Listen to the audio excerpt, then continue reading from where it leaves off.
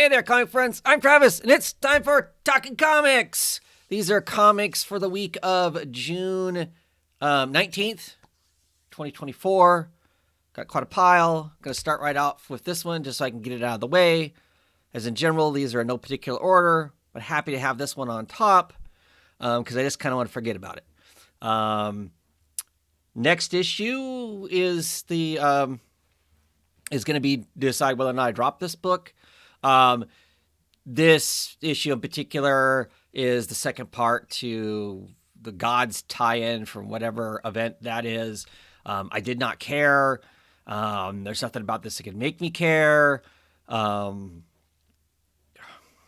out a bunch of Odin-son relations and whatever. I did not care. Not care at all. Thor, issue number 12. Let me know what you think. I mean, did it do something for you? Because it certainly did nothing for me. So next issue, my understanding is it gets back onto the storyline that it has been working on with the wheel and all of that. I was intrigued by that.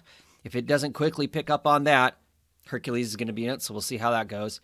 I'm done. And unfortunately for me, because I order my books 2 to 3 months in advance, even after I'm done, I've still got, 2 or 3 issues coming. So, but don't got much to say about that. Did not enjoy it one bit. Book I immensely enjoyed. Issue 6 of John Constantine's Hellblazer, Dead in America.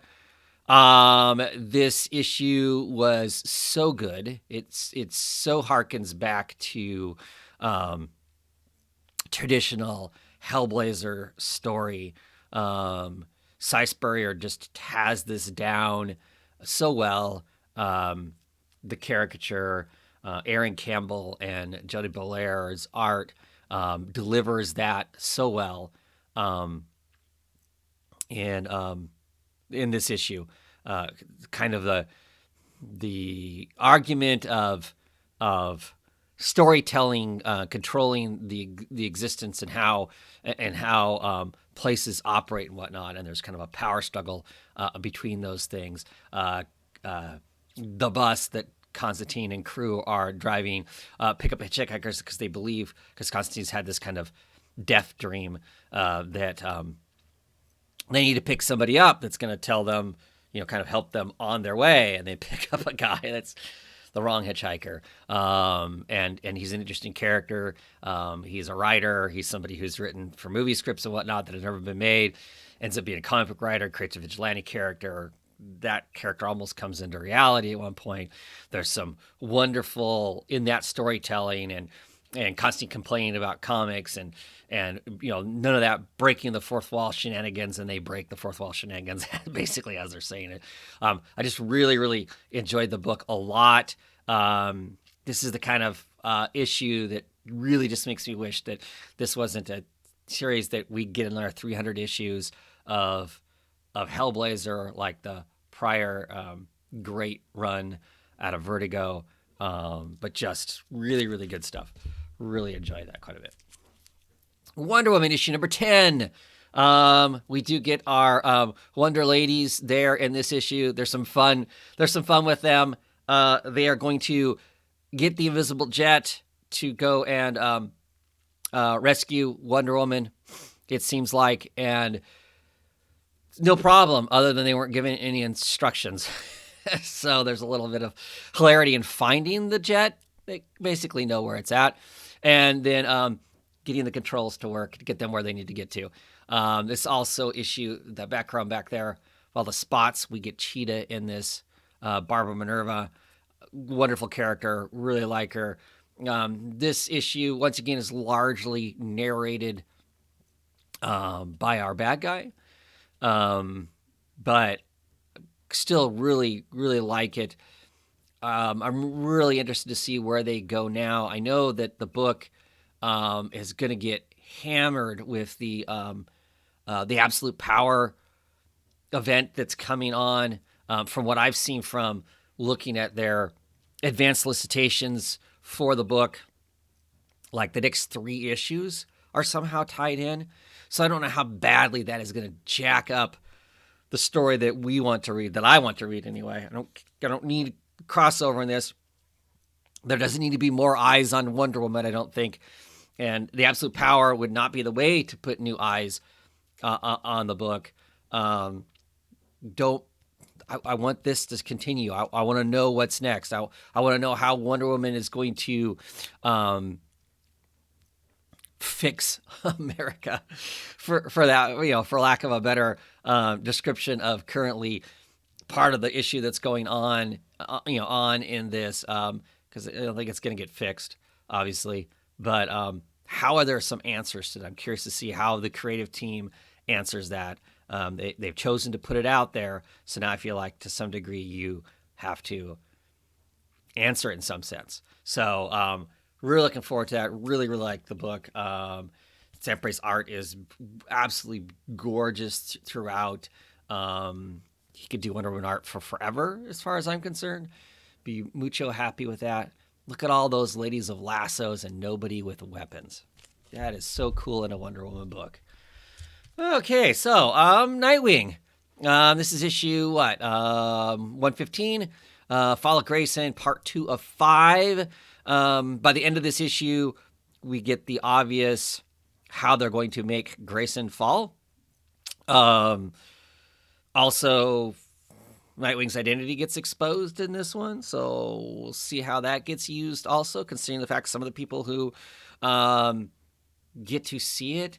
I'm really confused in this Heartless character. Like I said, it always seemed like before we got introduced to him, he was kind of a, to some degree, street level type obsessive person who ripped out the hearts of people, to not only take their heart, but then cause pain and suffering amongst the others. And now he's organized the entire criminal element in Bloodhaven.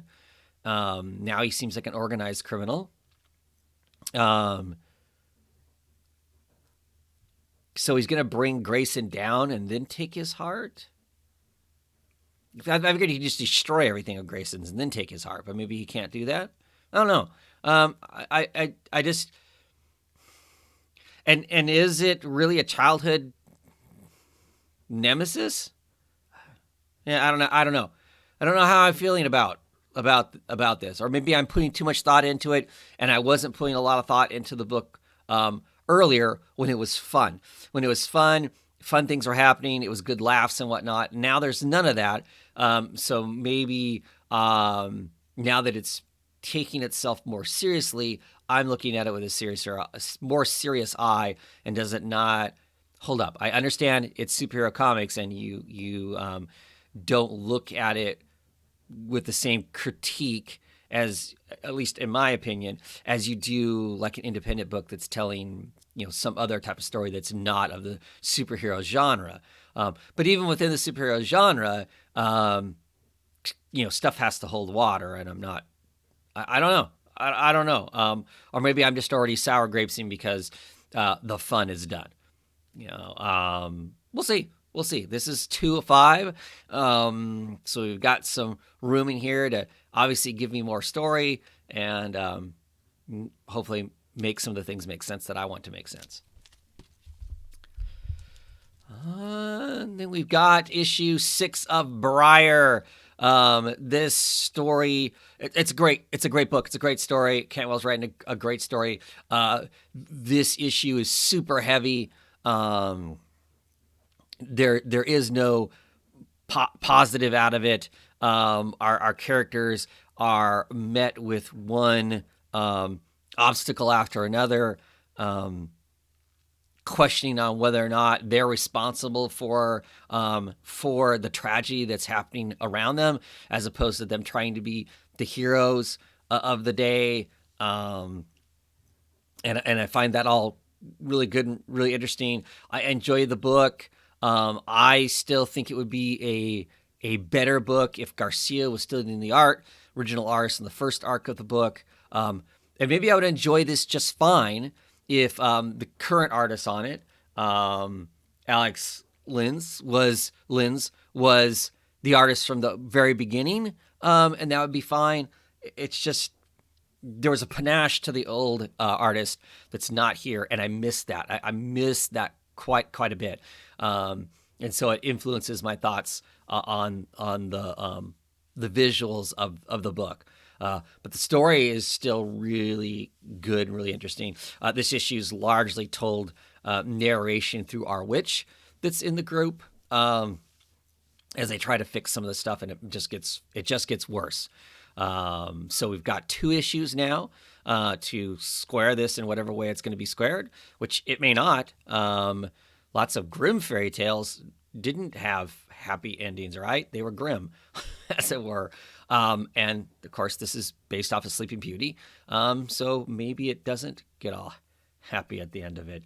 But enjoying it and looking forward to what is going to be next with that. Oh, an ending that I absolutely really liked. The One Hand. This is issue number 5. This is the detective half of our 2 halves of the story, along with the Six Fingers.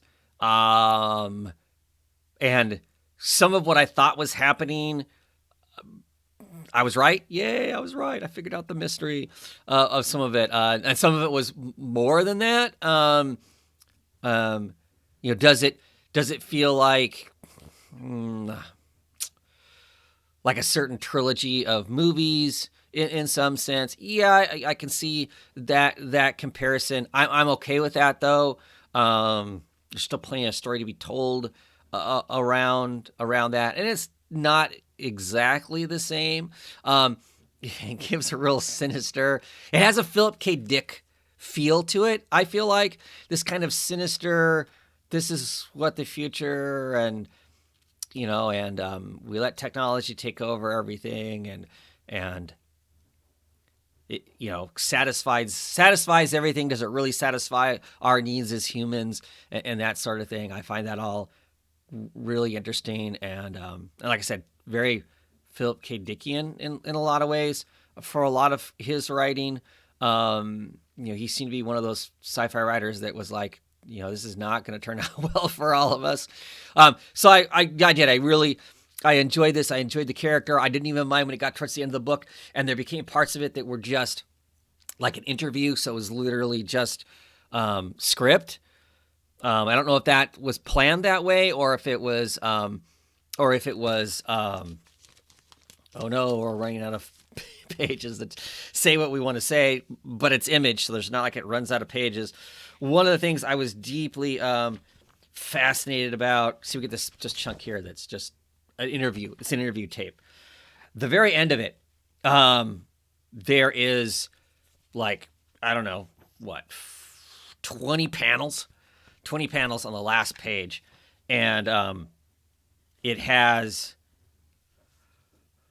wonderful image, I think, realizing that it's this, I'm pretty sure it's one of those birds that dips it down, uses physics to the beak gets wet and it just keeps moving because of that dampness and the shifting of stuff. One of those cute little on your desk science things. But it also looks like our arrowhead, right? And I'm just really fascinated by that.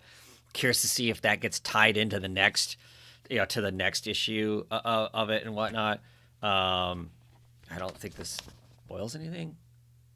I'm just interesting, but wonderful art as always. I love the airport. I really liked everything about this. The One Hand is probably my favorite part as a whole. I liked the detective end of it, the noirishness of it, his own personal struggle, because his struggles felt a little more cemented, whereas in the Six Fingers, that character clearly losing control, and so it feels a little more unreliable as far as what the hell is going on. You're getting the kind of crazy part on it, more so than this one. This one doesn't end pretty crazy, but really, really like this. Like I said, I'm curious to get the next in a week or so to get the next issue, get the last issue of the Six Fingers, see how it ends, see how this thing all welds together, because I really, really, really dug it. Really dug that, and I'm curious to see how the other the other part of this whole thing squares. So, good stuff. I got House of Slaughter issue number 24, Butcher War part 4. So I'm assuming we're going to be coming close to the end here. All kinds of craziness ensue. The House of Butcher has kind of lost control of a lot of what is going on. The White Masks have gone rogue for them and are off chasing down some children that I guess they think they need to chase down, but the dragons did not think that. Our dragon from the House of Slaughter is basically at dinner with the other dragons and tells them that you guys have screwed this up so bad. You've lived in the lap of luxury for so long. You want everybody else to do the hard work and want to reap the rewards. Well, guess what?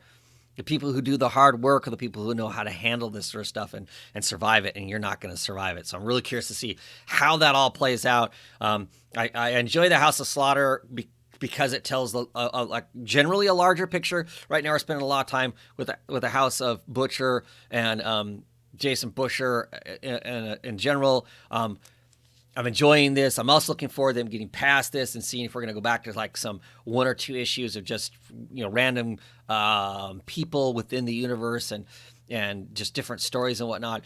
But I'm really interested in this. I'm really curious to see how the machinations end at the end of this. Do any of these characters survive this? There was an interesting kind of like witch character that was in this that I'm not sure survived this. Maven has all kinds of ravens and monsters and crazy stuff like that, which was really cool.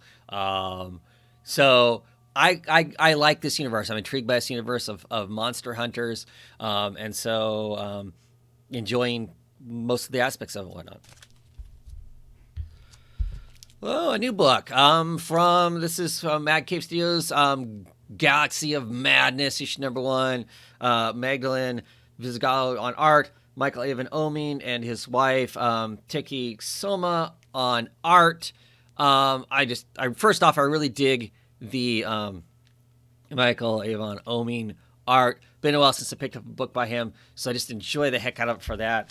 I like he's got his own style, but he executes anything that needs to be executed within that. It just looks really good. The story is super fun. So the basically kind of premises is we have this our main character, this young woman. She lost her parents. When she was quite young. Her parents were space archaeologists. They had some crazy ideas that the Society of Space Archaeologists did not agree with. They had some crazy theories, and in the chasing of those theories, supposedly disappeared and died or whatever, or abandoned her. She gets raised by a family best friend who's an archaeologist himself. He's kind of like, the society is kind of whatever. Let's just go do our own exploration and whatnot. And so she has grown up after being rejected, having her own theories, kind of using what her parents said, but not being crazy about it, actually having data to back it up, gets rejected by the Archaeological Space Society, whatever they're called. So she's on this crew of kind of quasi-misfits. They're out in space, and they are exploring archaeological stuff out in space. They have retrieved a box, a sarcophagus. They're not sure what it is, and it starts talking to her. We have this woman here is kind of a spiritualist who's abandoned her spiritual post. She can kind of see emotions of the future or that sort of thing, but once again she has abandoned her post also because she was going to have to live this isolated life, and that didn't make any sense to her, so she's exploring the world also with them. They've got a pilot who has spliced himself into multiples so he can fly the ship and go on adventures with people on the planet side, and they all think he's kind of obnoxious, and having more of him is making him more obnoxious. So there's just some fun stuff goes on it, and then there's kind of a surprise at the end of it, what's really going on or whatnot, and The writing is really fun. The characters are fun. I mean, here's the ad for the next issue, which is just tragedy, drama, insanity, adventure. So it's got that kind of space pulp feel to it to some degree, kind of like with the look, with their jetpacks and space suits and stuff like that, which is just super fun. But it has some other smarts going on in the process of it. So really digging it. I'm looking forward to seeing what's next with it. It was just a good romp. Man Cave is starting to put out some interesting stuff I'm really enjoying. So it is a company now that when I'm ordering my comics, I specifically go to that company's listings just to see what they have. Because this and True Love, a Romance Story, and You've Been Canceled, and Under the Influence. There's just quite a few cool books that have been coming out by him. And finally, this time around, we will talk Helen of Windhorn, issue number 3 of, I want to say 5. So, halfway point. What's next? Really cool. The art, as we all talk, the art is just amazing. Biscevely and Matthias Lopes, just amazing. Get it for the art, if nothing else. Whether you care about the story or not, the art makes it worth the book. In and of itself. So we kind of get Helen goes off on an adventure with her grandfather. What was they thought was fantasy from fantasy books that her father had written seems to be reality in some large degree or another. She comes back, all kind of excitement to tell her I don't know what she's called. Nanny's not appropriate. She's a young adult, and her caretaker, is relaying the story that Helen relayed to her. We get this part afterwards that is talking about the tapes and in those tapes, the biographer of Cole, the guy who is grandfather here and whatnot, and the writer, her father, Helen's father, is saying, look, I don't know what you're trying to sell me, this fantasy stuff. I want the truth. That's what I'm looking for. You don't need to tell me this to sell me something. I mean, the book's going to happen. But this whole fantasy thing that you're talking about, I don't know what I'm supposed to do with that, and I don't need that. And then it moves forward into the future that biographer is passed away. His partner is still alive, and he is basically selling off all this stuff because a movie's come out, and it's the really popular right now is let's just sell this stuff because might as well make some money and be comfortable. In my golden years, because of it, and I don't know what that part is about. I don't know the necessity of continuing with that. So I'm curious to see where that part of the story lends in. We got that introduction at the beginning that this is being narrated by somebody who's telling about it secondhand and firsthand, depending on what it is, their experiences. And so that's how we're getting the narrator through the story, explains who it is that's telling us this story. But do we need to keep going back to that well? Do we need to keep going back to that? What's the purpose of that? I'm just real curious.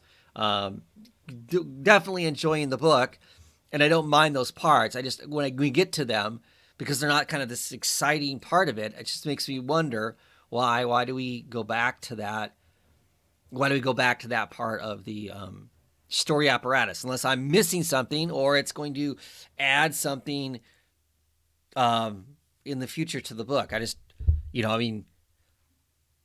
if you were just like randomly picking up this issue and hadn't read the others, that stuff at the end of it wouldn't be anything that would tell you who the narrator was really or anything. It would be informed by those first issues. So I don't know, like I said, I don't know what the purpose of that is, and I'm curious as to what the purpose of that is, just looking at this from a story pan standpoint and what's in it, which I have a habit of doing lots of times, and maybe I pick at things too much. I don't know, but it makes me curious. That part of it makes me curious. Still really love the book.